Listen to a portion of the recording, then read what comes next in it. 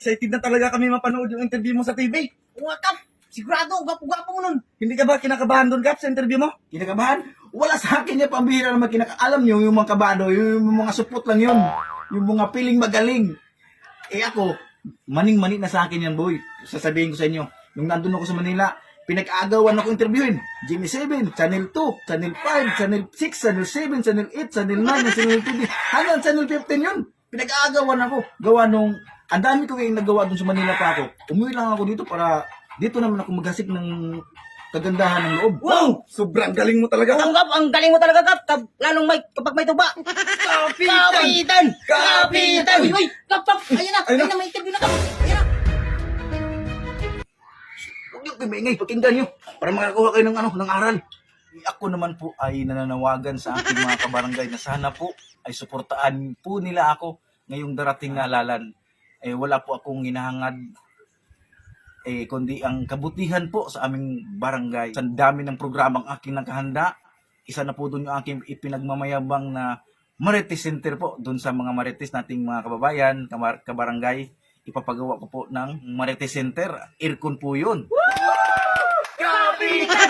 Kapitan! At syempre, sila po yung gagawin nating CCTV para naman po magkaroon sila ng trabaho. At hindi lang po trabaho yan, gawa nung ang laki po ng sasahurin. Makakaasa po. At isa po doon yung ipagmamayabang natin pagdating naman sa usaping medical. Lalagnating ka pa lang, may kabaong ka na agad. O di ba? With free burial and free kape. Kapitan! Kapitan! Kapitan!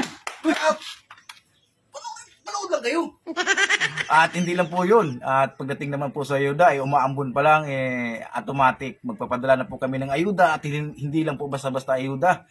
Hindi kagaya ng iba dyan na namimigay ng tig-1 kilong bigas at tig-1 sardinas at 1 noodles. Ang sa akin po ay tig-10 kilong karning baboy, tig-1 sakong bigas. Kapitan! Kapitan! Kapitan! Ako naman po ay hindi po nadidihado pagdating naman po dun sa usaping educational background. Gawa nung ako po ay nagtapos sa Harvard University ng kursong abogasiya.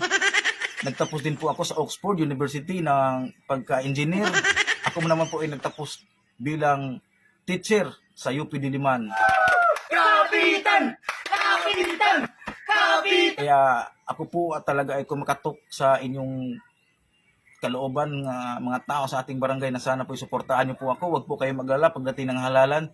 Hindi po 20-20, 50-50 ang ibibigay ko, kundi po tig-500 po bawat tao bilang pasasalamat po sa inyong pagtitiwala sa akin. Kapitan! Kapitan! Kapitan! Kapitan! Huwag lang kayo maingay, manood lang tayo. Hindi naman, iingay nyo. Pakiusap ko lang po na sana po ay huwag po kayong mag-ingay habang pinapanood nyo ako, gawa nung hindi nyo po maintindihan kapag kayo po ay nag-iingay. Kapitan! Kapitan! Kapitan! Ayoko talaga sa maingay. Sabi ko huwag maingay.